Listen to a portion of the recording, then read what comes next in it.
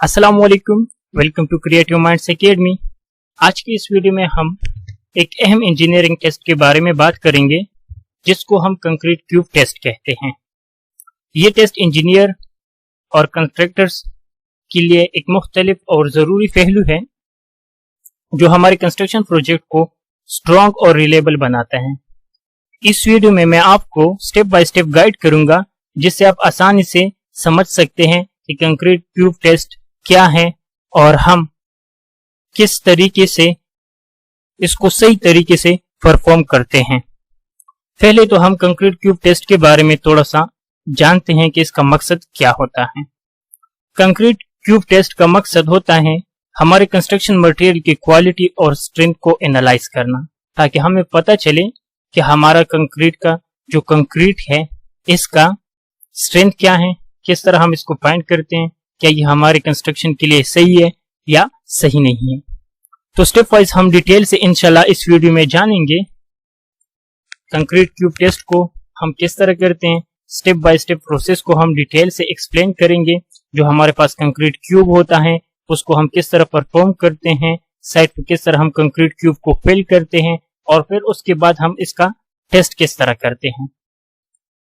तो सबसे पहले अगर मैं थोड़ा सा डिफिनेशन इसको यहाँ पे आपको मैं दिखाऊं और एक्सप्लेन करूं तो concrete cube test is a common method used to determine the strength of concrete. ये हमारे पास एक आम तरीका है जिसकी मदद से हम कंक्रीट का स्ट्रेंथ फाइंड करते हैं कि इसका स्ट्रेंथ क्या है। ठीक है, अब यहाँ पे मैं आपको थोड़ा सा एक्सप्लेन करूं what is the typical time frame for conducting the concrete cube test. हमारे पास जो हम कंक्रीट क्यूब का टेस्ट करते हैं तो किस टाइम पे हम कंक्रीट क्यूब टेस्ट करते हैं, जबकि हम कंक्रीट आज बना रहे हैं तो हम इसका टेस्ट कब कर सकते हैं।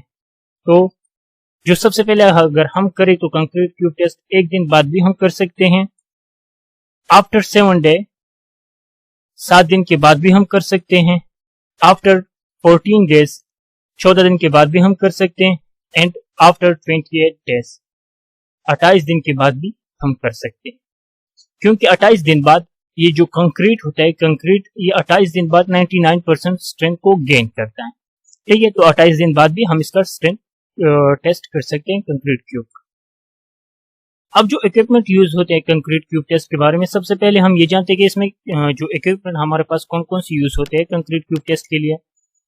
तो सबसे पहले हमारे पास एक कंक्रीट क्यूब मोल्ड्स जो है वो हमारे पास होना चाहिए। ये हमारे पास कंक्रीट क्यूब का मोल्ड्स है ताकि इसमें हम कंक्रीट को फिल करते हैं, और इन मोल्ड्स का जो साइज है वो लेंथ ब्रेथ एंड हाइट जो है वो 150 mm होता है।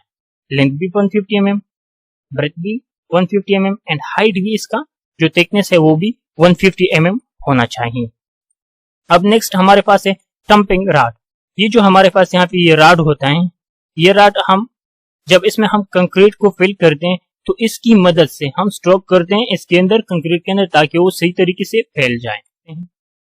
और अब हमारे पास है ट्रोल। तो ट्रोल की मदद से हम इसका सरफेस क्लीन करते हैं सही तरीके से। इसका सरफेस जो क्यूब का सरफेस होता है उसको हम सही तरीके से साफ कर सकते हैं और स्मूथ कर सकते हैं। ठीक है, उसके बाद हमारे पास एक वाटर टैंक होना चाहिए जहां पे हम कंक्रीट क्यूब को स्टोर कर सके।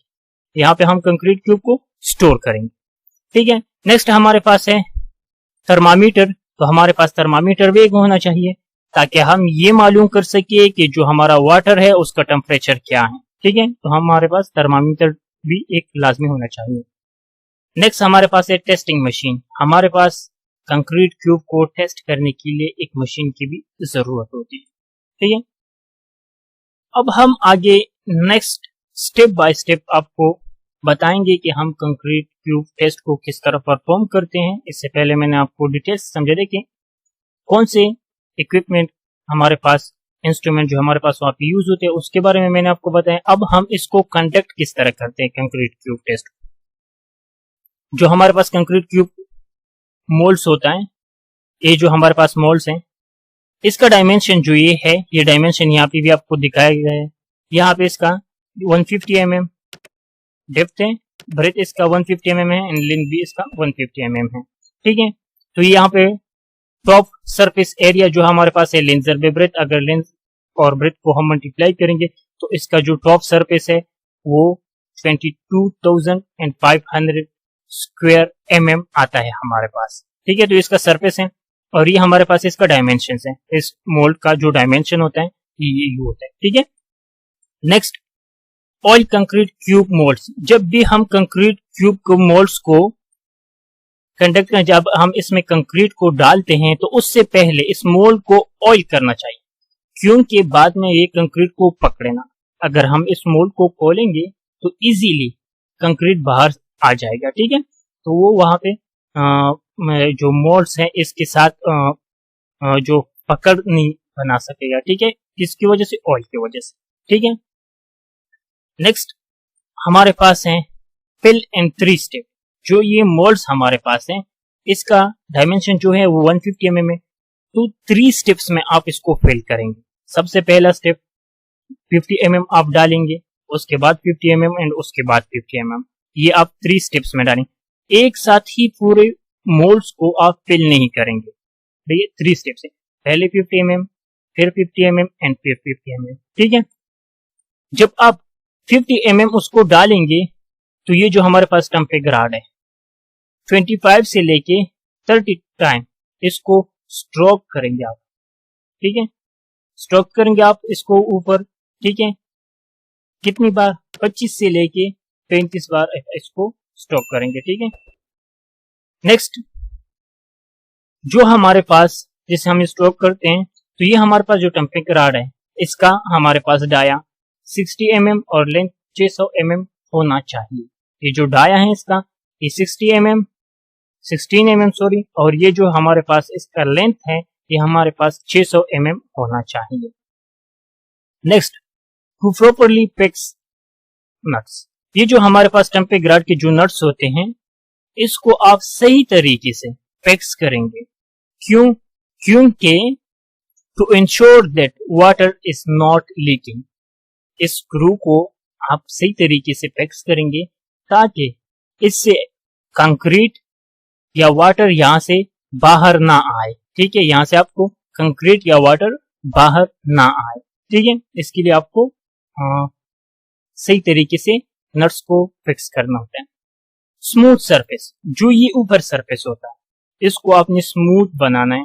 ठीक है, रफ ना हो, ये स्मूथ हो जो ऊपर सरफेस है।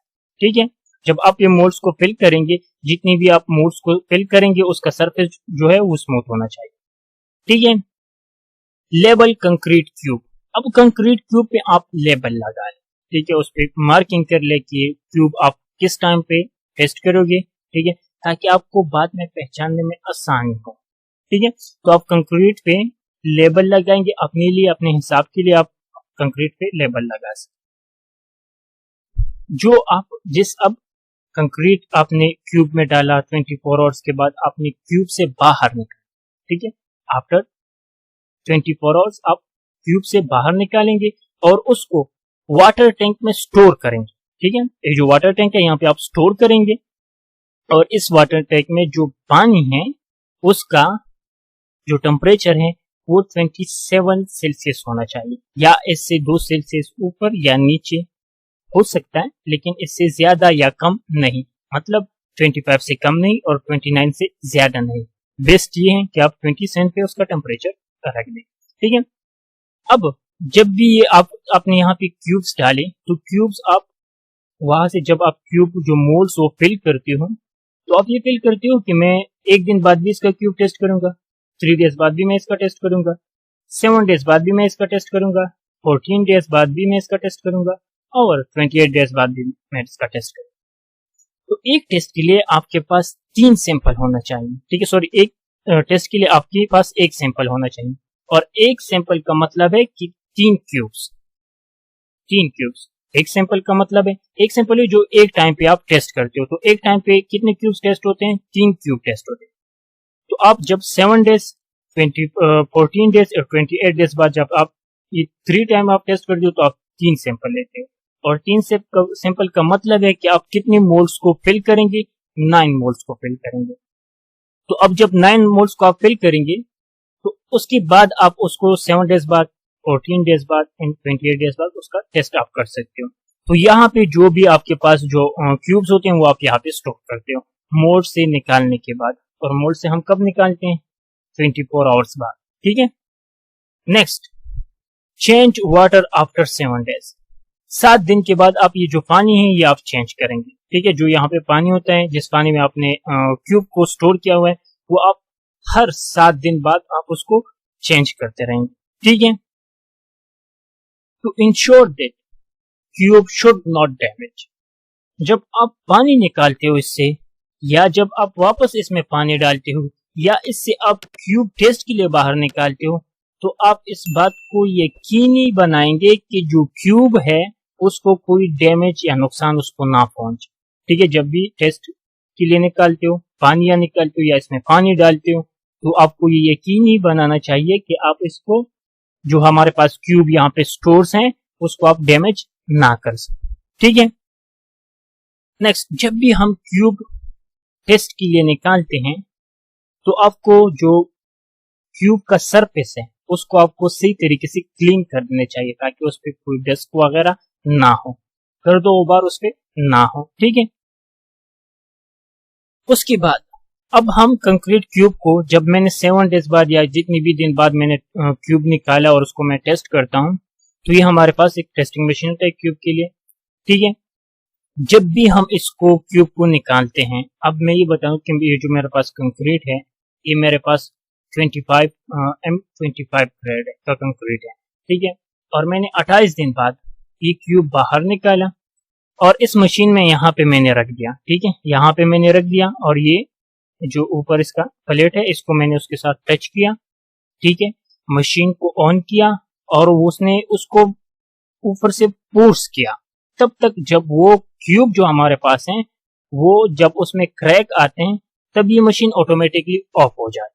ठीक है। जब ये मशीन ऑफ हो जाती है आपके पास, तो ये आपको एक रीडिंग देता है। ठीक है। वो किस में होते हैं? किलो न्यूटन पर mm स्क्वायर में होता है। ठीक है। जो हमारे पास रीडिंग्स है। अब यहाँ पे मैं ये अंदाजा लगा के आपको कहता हूं कि हमारे पास जो रीडिंग है वो 600 किलो न्यूटन पर mm स्क्वायर आया।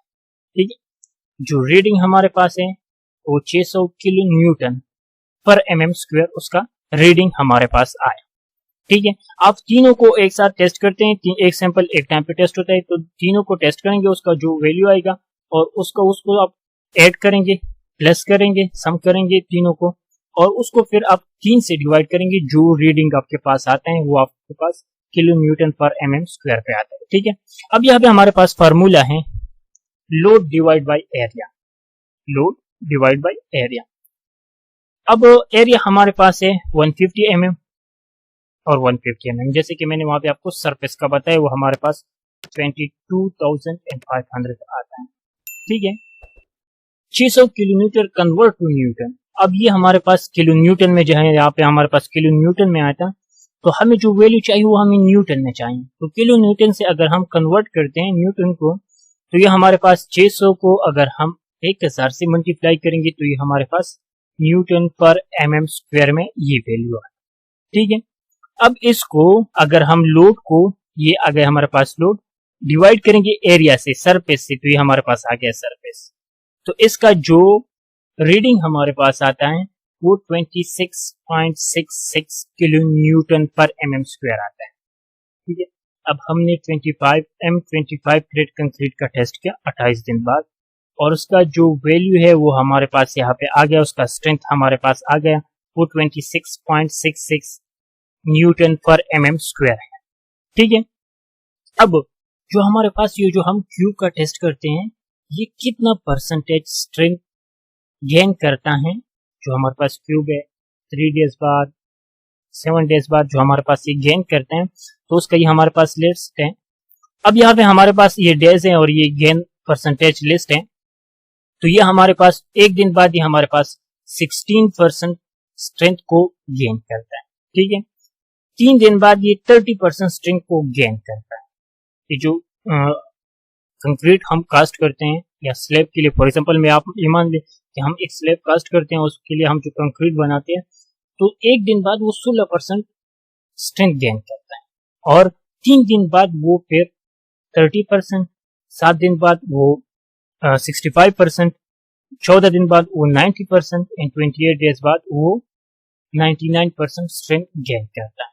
और ये फिर बाद में तकरीबन 1 साल तक ये 100% स्ट्रेंथ गेन करता है। ठीक है, इसी वजह से कहते हैं कि आप जब भी कोई कंक्रीट पे कोई काम करते हो, जैसे कि अगर आप स्लैब कास्ट करते हो, तो जब भी आप स्लैब कास्ट करते हो तो आपको 28 दिन तक क्यूरिंग करना चाहिए उसकी। ठीक है, प्रॉपरली आप 28 दिन तक करो, कोई कहते हैं 14 दिन तक करो या 8 से 10 दिन तक करो, ताकि वो सही तरीके से स्ट्रेंथ को गेन करे। ठीक है, तो इस वजह से क्यूरिंग लाजमी। ठीक है, नेक्स्ट अब हम यहाँ पे देखते हैं compressive strength of different grades of concrete. ये तो मैंने आपको बताया M15 M25 ग्रेड्स का हमने स्ट्रेंथ किया, तो यहाँ पे हमारे पास M25 है और यहाँ हमारे पास इसमें 28 दिन बाद हमने स्ट्रेंथ इसका टेस्ट किया, तो ये हमारे पास 24 होना चाहिए और हमारे पास वहाँ पे 26.66 इसका वैल्यू आया था, इसका स्ट्रेंथ आया था। तो ये हमारे पास ये क्यूब का टेस्ट जो है वो हमारे पास पास। ठीक है, इसी तरह M15 का भी यहाँ पे लेके आए कि 1 दिन बाद, 3 दिन बाद, 7 दिन बाद, 14 दिन बाद और 28 दिन बाद इसका क्या स्ट्रेंथ होना चाहिए। M20 का भी यहाँ पे बताएं, M25, M30, M35, M40, M45 का भी यहाँ पे इसने डिटेल से बताएं कि इसका स्ट्रेंथ क्या होना चाहिए आफ्टर 1 डेज बाद या 3 दिन बाद या 7 दिन बाद इसका स्ट्रेंथ क्या होना चाहिए। तो ये यहाँ पे डिटेल से लिख गए, आप इससे स्क्रीनशॉट भी ले सकते हो। आज के इस वीडियो में हमने कंक्रीट क्यूब के बारे में जाना, इसका हम स्ट्रेंथ किस तरह करते हैं, किस तरह हम कंक्रीट का स्ट्रेंथ फाइंड करते हैं और उसका टेस्ट हम किस तरह करते हैं,